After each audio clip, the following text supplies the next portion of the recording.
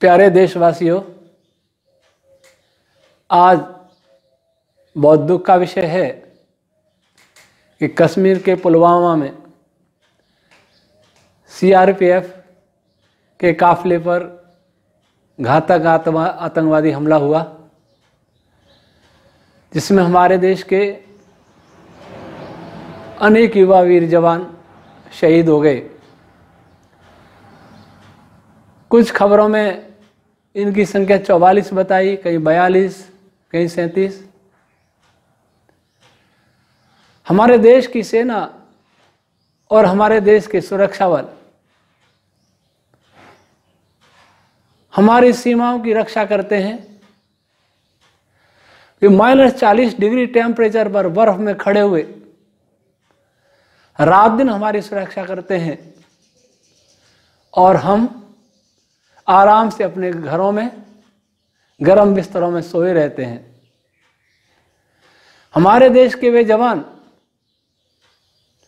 जो तपती दोपहरी में रेगिस्तान में बॉर्डर पर हमारी सुरक्षा करते हैं, और हमारे देश के लोग एसी बंगलों में आराम से विश्राम करते हैं। इनमें से ऐसे अनेक एसी बंगलों में रहने वाले देश के नौजवानों, देश के सेनाध्यक्ष और देश की सेना की निंदा भी करते हैं।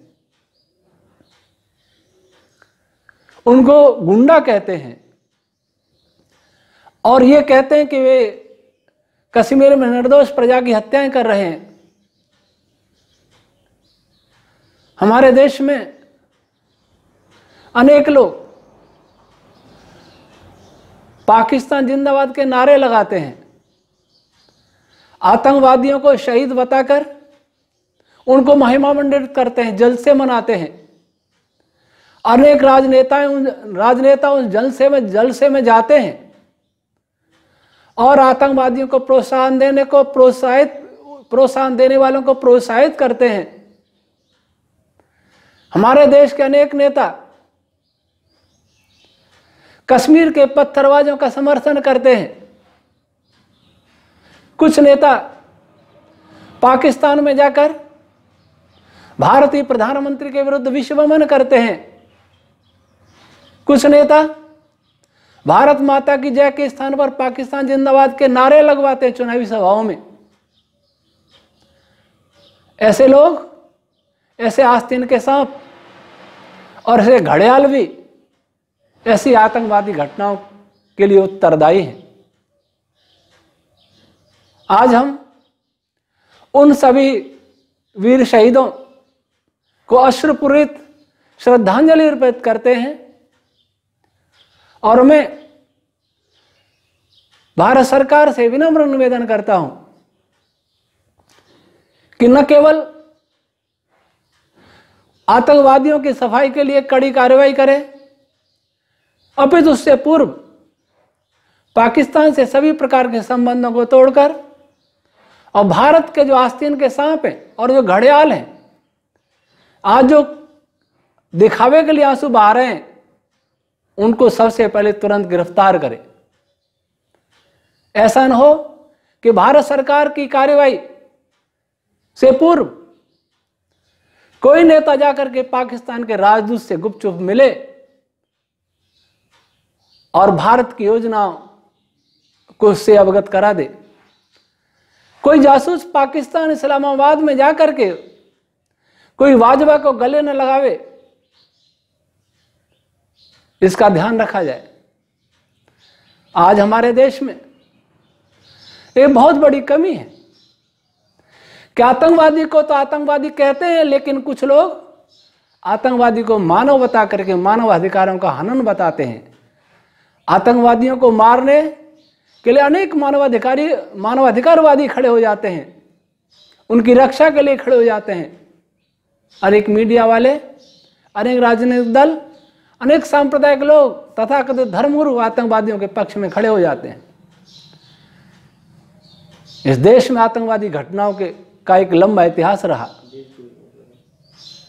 इस देश में मीर जाफरों की पहले भी कमी नहीं थी, लेकिन आज और बढ़ते जा रहे हैं। कौन है जिसने कश्मीर में अभी तक विष घोल रखा है? कौन है जिसने भारत के टुकड़े करके कश्मीर की समस्या को अभी तक सुलझाने नहीं दिया है? कौन है जिसने कश्मीर की समस्या को संयुक्त राष्ट्र संघ में ले जाने का प्रयत्न किया था? आज वही बीज है। कश्मीर के नेता आज भी ये बोलने की हिम्मत नहीं कर रहे हैं कि सर्जिकल स्ट्राइक होना चाहिए। आज वो कहने का साहस नहीं कर रहे हैं कि आतंकवादी हमले का जवाब देना चाहिए। कोई शांति की बात करता है, जब उनके घर का मरता है तब किसी को शांति नहीं याद आती।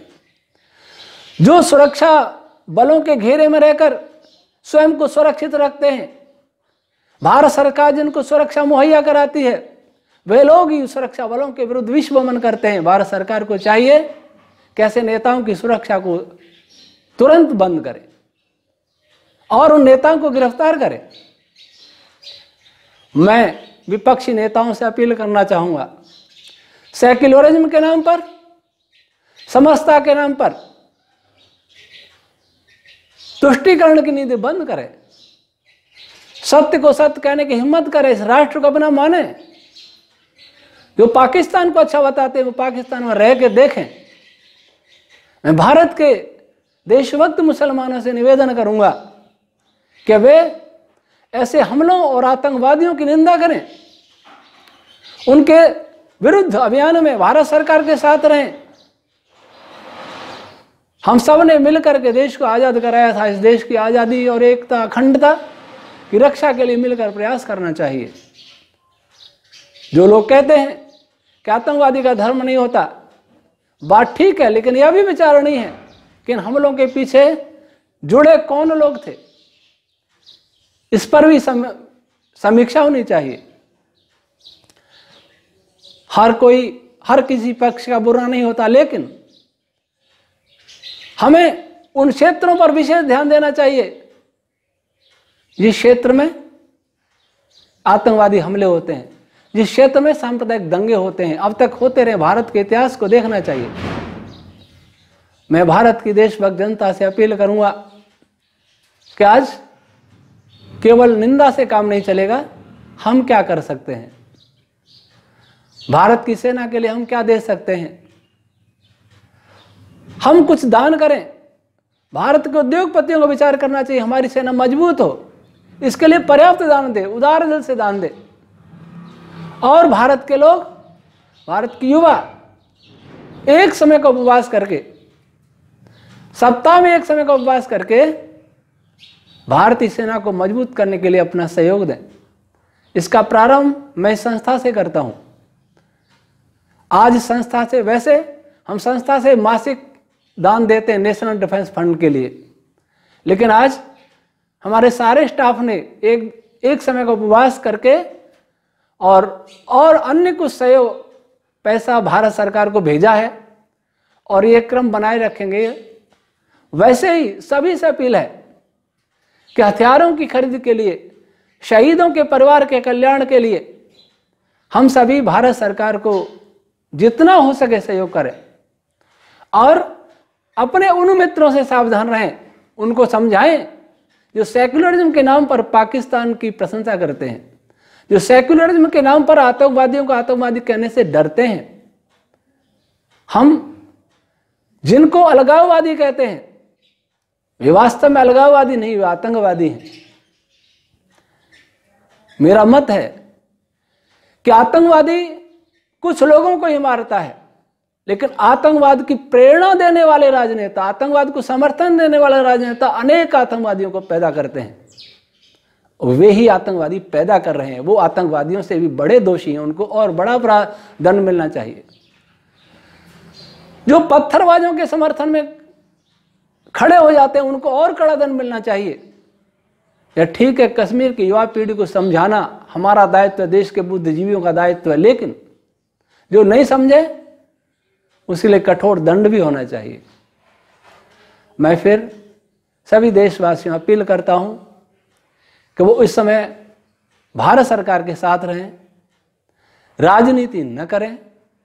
जो राजनीति कर रहे हैं वे ऐसे लोगों से दूर रहें आज हमारे देश में देशभक्ति नहीं है। उन्हें आतंकवाद कोई समस्या नहीं दिखती है, उन्हें पाकिस्तान कोई समस्या नहीं दिखती है। उनको कुछ लोभ दे दें, कोई कर्ज माफी कर देगा, कोई आरक्षण दे देगा, कोई और कुछ दे देगा। अगर ऐसा मसूद अजहर भी भारत में आकर के कह दे तो दुर्भाग्य से अनेक लोग उसको ही वोट दे देंगे। यह सब बंद होना चाहिए। हमारे पूर्वजों ने अपने खून की खाद देकर इस देश को बचाया है।